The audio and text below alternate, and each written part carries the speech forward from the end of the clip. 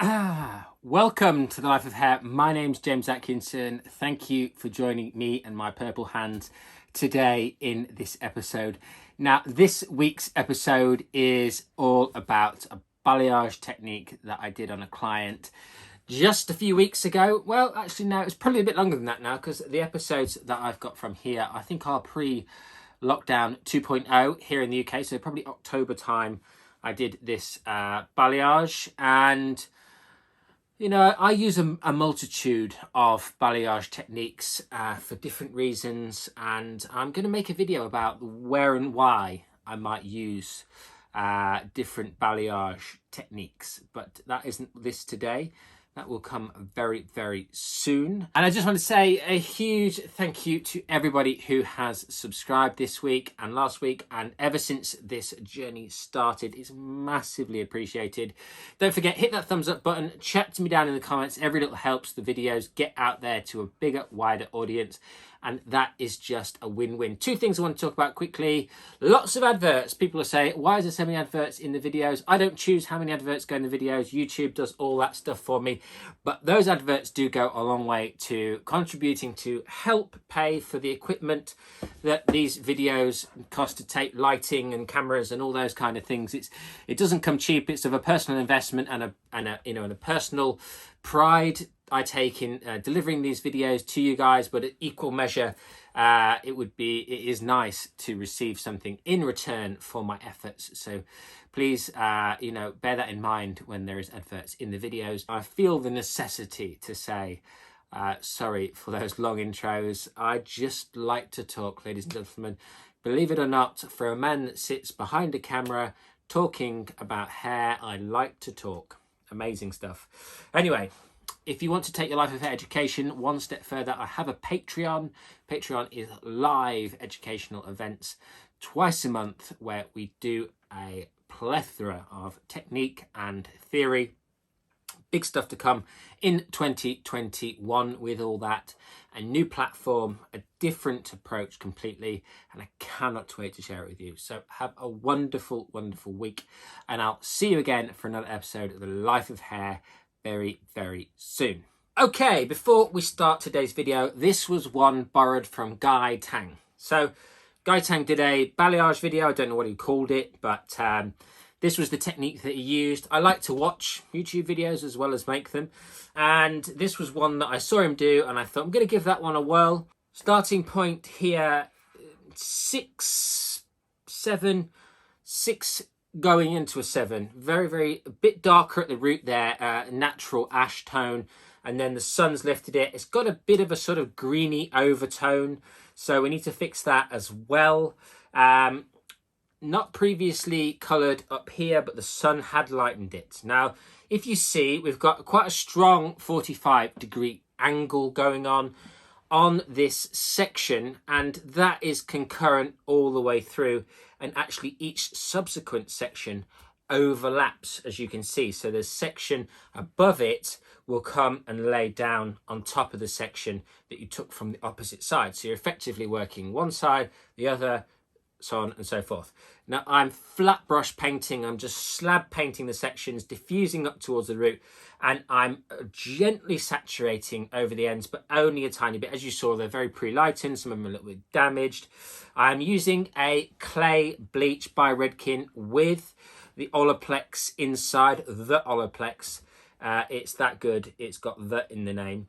And you can see each of my sections now are doing this. They're swooping across each other, and I'm continuing with this slab painting technique. It's a really fast and effective technique, and actually I've really enjoyed using this technique several times since I saw Guy's video. So yeah, big fan of this technique actually, and I like the way that the sections overlap. The fluidity of working towards the crown area is a really nice fluid motion. You'll see me get up towards the crown area in just a second. Just using the back of my hand there just to blend up towards the root area. It's a great way of dispersing saturation through the hair. And I'm using plastic acetate sheeting by ProCare to cover the sections to get maximum incubation. Now, if you're wondering about foil acetate, cling film, all those things, they're all just coverings to prevent the product from, you know the answer, drying out. If the product dries out, it becomes inefficient and stops working. By covering it, the oxygen can't get to it as easily, and therefore it stays moist and it works for a much longer period of time. So, very, very important if you want to get maximum lift out of your results.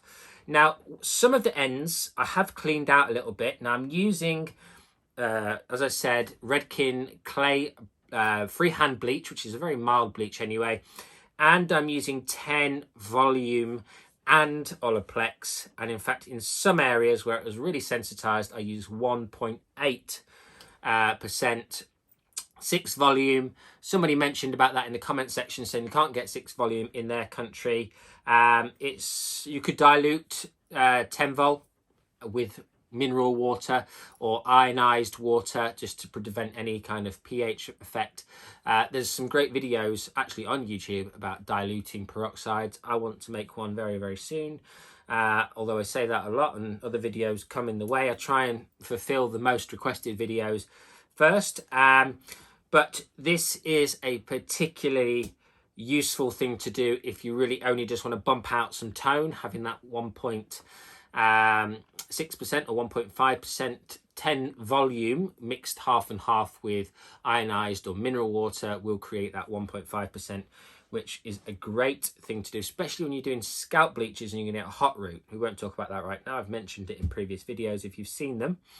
But we're just going to continue working our way up the head with this technique. Now, eventually, as we sweep across each other, we end up in a sort of chevron shape because we run out of head to swoop right across the previous section without taking a really big diving section. So you can see now in this crown area, I'm left with a triangular section that I'm going to subdivide into 2 diagonally on a 45-degree angle. And I'm going to over direct the hair to the right here. And then I'm going to paint that again like a slab up towards the root area and just follow this technique all the way through in a very, very similar formation to the way that I've worked this entire back section. And I think, you know, this is a fast technique. This takes no time at all to execute. It's under 40 minutes, 45 minutes, because you're not finessing it too much. You know, you're not creating V's. You're just painting up, and I'm using my hand there, as you see, to blend out that saturation a little bit. Again, on the opposite side of that triangle, cut across diagonally, just to leave a very small triangular section at the highest point of the head. Always try and get that piece of hair to be where the hair naturally wants to sit backwards. Really, really useful thing when you're doing balayages is to work with the natural fall of the hair. In this particular instance, I'm always looking for where the hair wants to fall back, and that's where I'll generally split my hair from wherever that point is down towards the back of the ears to give me a nice back section to work from. And then I will continue with the little triangle section, as you can see right now, and I've simply just painted that as one continuous slab also. So a really, really simple technique and a fantastically effective salon-friendly one, may I add. Onto the sides now, 45-degree angle, diagonal forwards towards the face. Same principles apply though, using exactly the same technique as I have done all the way through the back. Just making sure your saturation, guys, is nice and thick, especially when you're using clay lighteners like I am here. That really needs to be caked on. Think of it like icing. If you cannot see the hair under the section, especially where you want the lightest areas to be, then that is how you should apply it. Further up the head where you want the transition to be, you do want to start spreading out the saturation. You see that I do that with the palm of my hand. But you can still do that with a tint brush if you don't feel comfortable using the palm of your hand. But if you've never tried using your hand to spread the product around, please give it a go. It is a wonderful, wonderful little trick, and it does speed up the job substantially in my eyes. So it would be a thing, obviously, you know, don't recommend you go and do it on your first client on Monday morning with no practice. Just get one piece of hair on a mannequin head, or I don't know, your colleague, and just rinse it out immediately. I don't know how you're going to go about practicing it. Mannequin heads are obviously always the best way to do it. I've got some mannequin heads linked in the description down below. Right at the bottom, I've got like a kit list of all the things that I use. The 2 mannequin heads that are on there I've used for several videos, or more than several videos. And you won't go too far wrong. You need to process them for a bit longer than you would normally though. That's probably the best thing to mention there.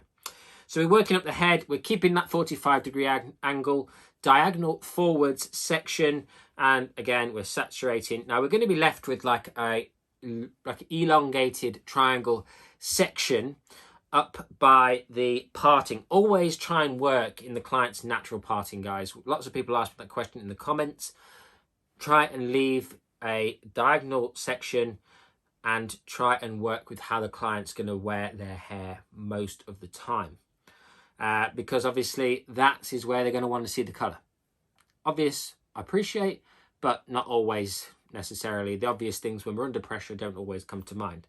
So you'll have seen just now, elevated that elongated triangle section straight out from the head. I've painted the front side of that section. I've then brought the section down and I'm painting diagonally backwards away from the hairline. That's to leave a little bit of contrast up at the parting area so that it's not too blonde in the parting. And we're going to get a beautiful money piece arrangement from that front section by doing that.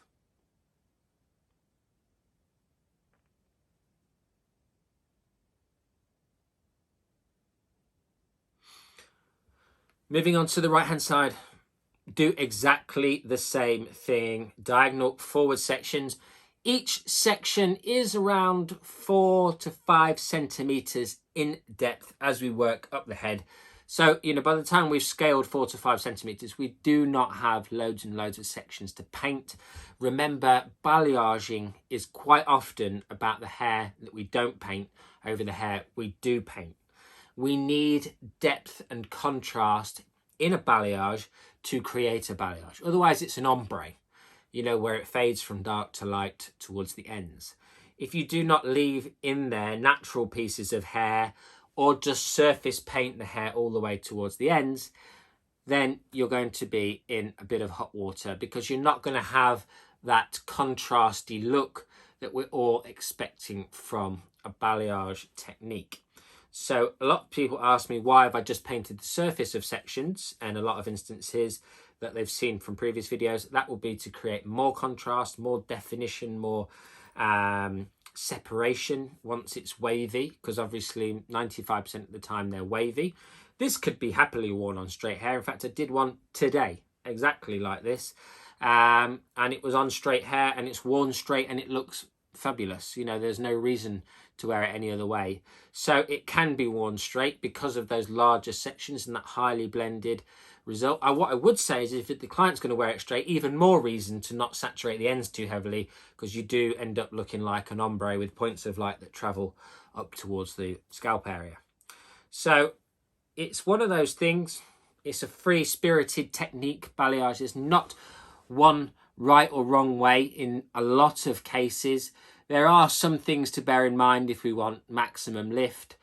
I'm going to save all this information though for that video that I mentioned right at the beginning about making the right choices, the right technique choices for, the outcome that you're trying to achieve, because the clients bring you pictures, which I personally love.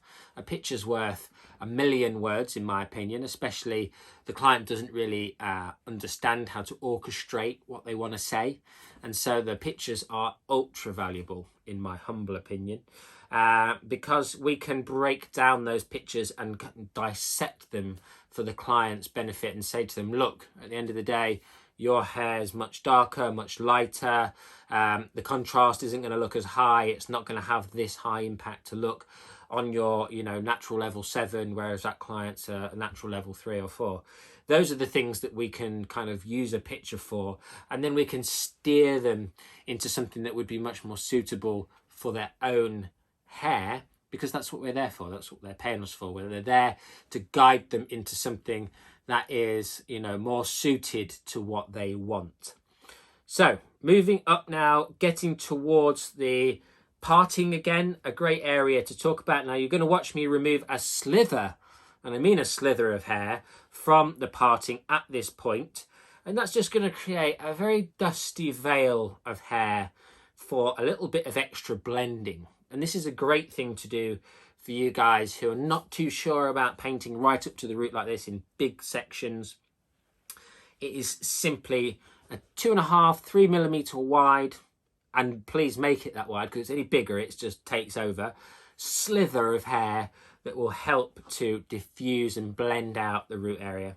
Again, elevating the front section straight up from the head and painting the front of that section in one big slab of colour, creating a beautiful, soft, natural feeling money piece with this particular way of doing things. And I love, love, love these hand-painted money pieces. They only work, however, if the client has got quite a lot of hair at the front. You know, if they've got a lot of face shaping or a fringe, they don't work. Someone mentioned, well, not somebody, but quite a lot of people have mentioned about doing money pieces and fringes. They don't mix. Money pieces and fringes are separate kettles of fish. You need, unless the fringe comes right down to their cheekbones, you're not going to get a money piece on that very, very easily at all.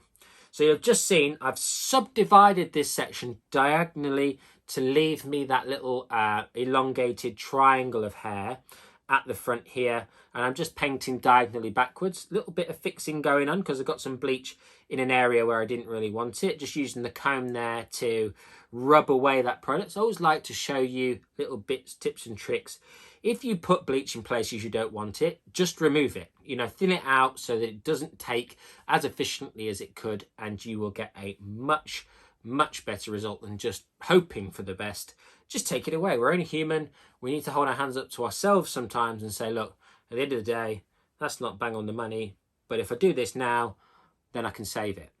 So here we are, all done, painted, covered and ready to process. It's lifting really nicely. You can see right now we've got a, you know, kind of yellowy blonde, but it's very, very multi-tone. You can even see that through the lightness. Some bits all the way to the end, some bits. And this is a quick look at the veil of hair. Remember, it's super, super fine, that section. You do not want it to interfere with your colouring work at all. It's just enough to veil it. It's a great tip for those of you who are not sure about painting all the way up to the root area. It just softens everything out a little bit. It's a really, really good safety net. Toner time, we're doing 09GB Redken Shades EQ with 09V. So the ratio is about 40 grams of 09GB to 09V, 5 grams. I want to warm everything up. You know, you saw in the beginning it was a bit greeny and a bit bluey and crazy. So just wanted to bring it back to life and brighten it right up. That was a quick look in the back there. You can see that it's got a beautiful transition. Those big solid slabs don't create big heavy lines. You've just got to paint the surface of the hair. Cut in a side fringe, so that means the money piece won't be able to be done again unless she grows it right down here. But she wanted that fringe, that gringy shape. So, and it just giving it a beautiful, soft, brighter, cleaner blonde effect you can see right here. So I hope you've enjoyed this week's episode, and if you have, then go to the trouble of hitting that thumbs up button, subscribing for loads more videos, and I will see you again very, very soon for another episode of The Life of Hair.